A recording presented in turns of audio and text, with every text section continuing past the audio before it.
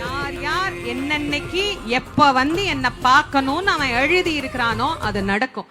அப்ப என்ன பண்ணணும்? அவர்கிட்ட நாம கேட்கணும், கையேந்தி கேட்கணும். ஐயா சாமி, என்னை எப்படியாவது உன்னை பார்க்க வை, எப்படியாவது எனக்கு அனுகிரகம் பண்ணு.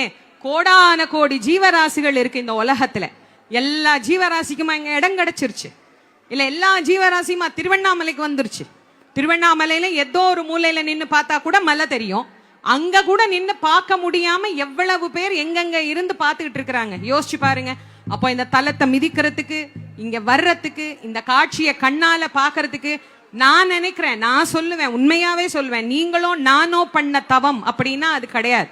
நம்முடைய முன்னோர்கள், நம்முடைய பெரியோர்கள், ஞான பெரியோர்கள் செய்த தவத்தின் பலனால நாம இங்க வந்து இன்னைக்கு இந்த இடத்துல இறைவனை வந்து தரிசனம் பண்றோம்.